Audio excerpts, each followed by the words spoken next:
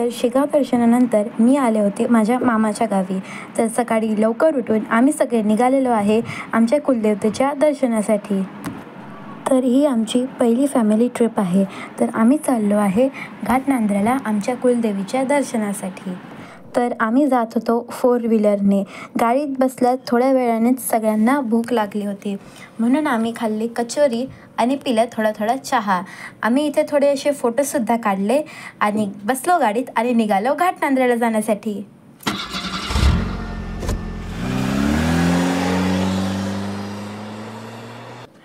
तर 3 तास ट्रॅव्हल केल्यानंतर जरा झोप घेतल्यानंतर आम्ही फायनली पोचलो आहे घाटनांद्र्याला. तर गाडी जी आहे ती अपहिल ठेवून आम्ही चाललो आहे चालत जरासं खाली, कारण की मंदिर जे आहे मेन मंदिर ते जरासं खाली आहे. तर इथे मस्त नेचर बघत थोडे फोटो काढत आणि व्हिडिओ काढत आम्ही चाललो आहे खाली. इथे स्लोप एरिया खूप आहे. इथे स्वतःला बॅलन्स ठेवणं खूप आवश्यक आहे, नाहीतर याचं धरधर जातं. खूप बॅलन्स करावं लागतं इथे. आम्ही सगळ्यांनी एकमेकाचे हात पकडलेले आणि ही आमची पहिली फॅमिली ट्रिप होती, म्हणून आम्हाला थोडी मजा पण आली. तर एवढी ट्रॅव्हलिंग आणि वॉकिंग करून फायनली आम्ही पोचलेलो आहे मंदिराजवळ. तर इथं मम्मीने आणि मावशीने जी आहे ओटी भरलेली आहे. तर आमची कुलदेवी म्हणजेच जोगेश्वरी माता यांचं इथं घाटनांद्र्याला मंदिर आहे.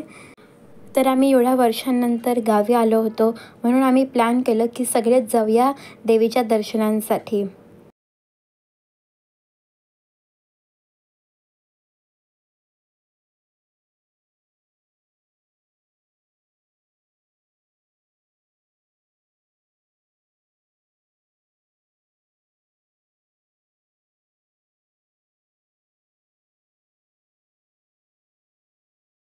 तर आम्ही पूजा झाल्यावर थोड्या वेळ तिथे बसलो आणि तिथे खाली एक छोटेसे शिवमंदिर पण आहे, तिथे पण आम्ही दर्शन घेतले. तर आमचे सगळ्यांचे दर्शन झाल्यावर आम्ही तिथं साईडला एक अशी केव्ह टाईप पण होते, म्हणून आम्ही तिथे पण खूप फोटोज काढले आणि थोडा वेळ तिथे पण बसलो. मग आम्ही तिथून वापस वरती हिलवर चढायला लागलो. वरती चढताना पण खूप असं चांगलं असं नेचरचं होतं, म्हणून तिथे पण आम्ही खूप सारे फोटोज काढले. मग वरती गेल्यावर आम्ही गाडीच्या बाजूला एक मोठ्या झाडाच्या सावलीखाली जेवणसुद्धा केले. आम्ही जे टिफिन आहे ते घरातूनच पॅक करून आणलेले. तिथे सुद्धा आम्ही थोडेसे फोटोज काढले. खाली मेन मंदिरामध्ये एवढे सारे माकडं होते, तिथे आम्ही माकडांना चिप्सचे पाकिटं खाऊसुद्धा घातले. त्याच्यानंतर आम्ही परत थोडे फोटो काढले आणि मग बसलो गाडीत पुढच्या स्पॉटला जायला.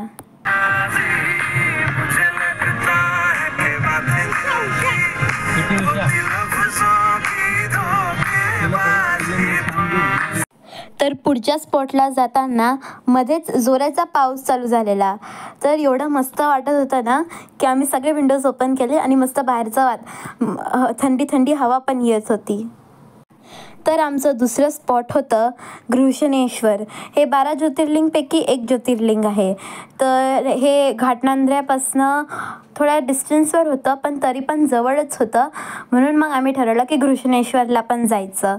मग तिथे आतमध्ये मोबाईल असं काहीच इक्विपमेंट्स अलाउड नव्हते, म्हणून बाहेर तिथे असं टी स्टॉल होतं, तिथे आम्ही फोटोज काढले. आणि साईडला एक असं मस्त शॉपिंगचं दुकान होतं, तिथे असे मस्त बॅग्स होते. मला त्याच्यामधली एक बॅग खूप आवडली, तर आम्ही असे खूप सारे बॅग्स पण घेतले आणि तिथे अजून थोडे फोटोज काढले आणि मग बसलो गाडीत नेक्स्ट स्पॉटला जायला.